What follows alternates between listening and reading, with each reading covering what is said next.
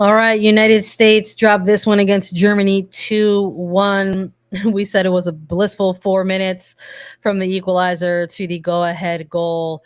Talking a little bit about mental components. I mean, maybe that contributed to this game winner. We saw a quick restart for Germany. Oberdorf, as you've already mentioned a couple times, Lori, in this one, and then we just see Germany put it away. And late game, 89th minute, and with the 4 minutes of extra time, it just sort of felt like maybe there wasn't going to be another one for this United States women's national team.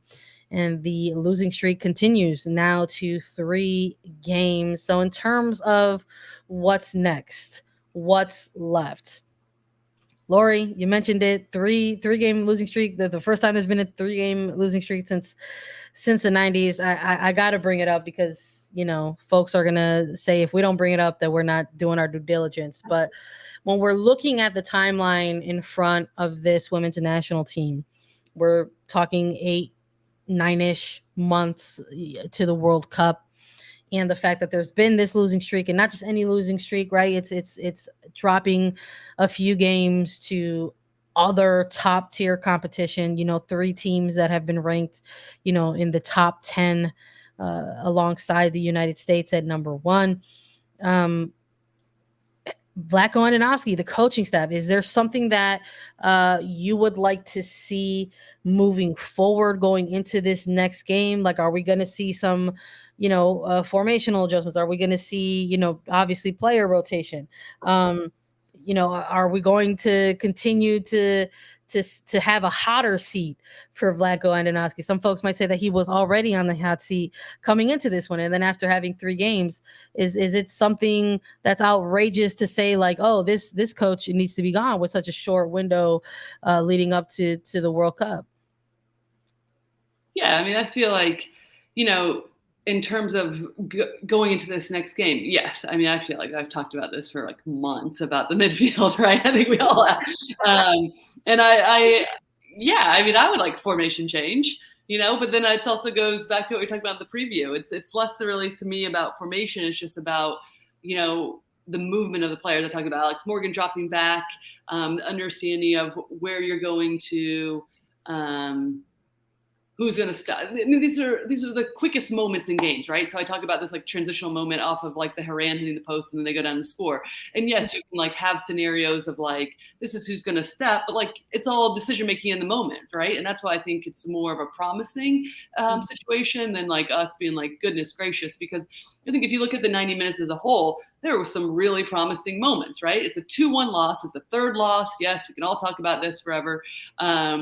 And there's moments where we're like looking at the talent and you're like, yeah, damn, these games, we could be winning these games, right? Outside of the Spain game, which I think everyone can agree, no, right? Yeah.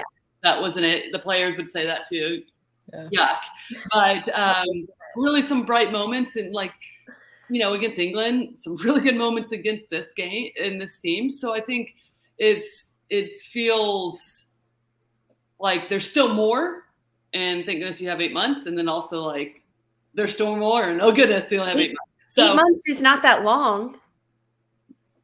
That's what I just said. It's not that long. It's not that long, which is honestly, it's probably why there's there's folks out there in their respective corners of the internet like saying, oh, he's got to go. But I mean, I'm someone who like has been watching this Mexican men's national team and their build up to the men's World Cup, and like they've had a horrible run of games. And if you grow up watching Mexican soccer like I did, you were calling for the head coach to get fired like every other month. So that's not surprising for me. But it's also not surprising that like they're not, the coaches don't get fired, even if there is like a stretch of like really tough games. And I don't imagine even this close to a World Cup that would be the case. Again, just sort of utilizing the men's Mexican national team as an example. Just they're still going to the World Cup and they're still going with the same coach that so many were calling to be fired. I don't know if they're going to fare well in that World Cup, but that person still has their job. But I'm just using that as an example, and that that I don't anticipate that that's something that's going to happen for this team in this program either. I just really don't. No, I don't either. I mean, not 8 months out, you're not going to change your head coach. I think that the conversation can be about maybe changing tactics, changing formation, as Lori has been calling for, or really the focus of individuals in their roles on the pitch and how their movements change the formations of it. But I think taking the moments from this game, yes, as we talked about the transitional moments defensively and how if you're throwing so many numbers forward, how you create that organizational shape defensively so you don't get that counterattack. But I think there are so many other moments that to me were a little bit like, finish the ball, score. Like there were chances when Pugh picks off the last defender and she's going 1v1 against a goalkeeper with a defender to her left. Like, why isn't she shooting that? Why is she looking to cross it to Alex Morgan? And maybe it becomes a conversation to say, like, hey, you've got to shoot that. Or in training, it's like all you're doing is shooting that ball, like, and that's it. Why are we looking to make that final pass at the end of it? There were a few moments where I think the United States could have had put more pressure on Germany's back line. And I think that that's something that they need to focus on heading into this second friendly against this German side. When Pugh does pick off the last defender and she's going 1v1, shoot the ball, shoot it, especially when the goalkeeper is out of position on that build-up play. And those are things that I hope are becoming a conversation. And a player like that wants that back in that moment to say, like, okay, how can we get better? How can we fine tune this? And with such a quick turnaround in terms of like player minutes and that type of rotation, I know we talked a little bit about Casey Murphy. I think that she should get more minutes. I think that we could see her get another 90 against this Germany side. There's for Vlatko, I don't think he's going anywhere. How about for this next game, Lori? Are we still trying to manifest a front three of Rodman, Smith, and Pugh? Like, do we still want to try this for one more time? Put it into the universe? Yeah, I would love that. I mean, I thought the front three was great tonight too, but I would, yeah, absolutely. And what Lisa was saying, yes. I mean, we can all sit here and say, like, finish those opportunities, shoot, do this, right? And there matter moments in all these games, and it comes so quickly.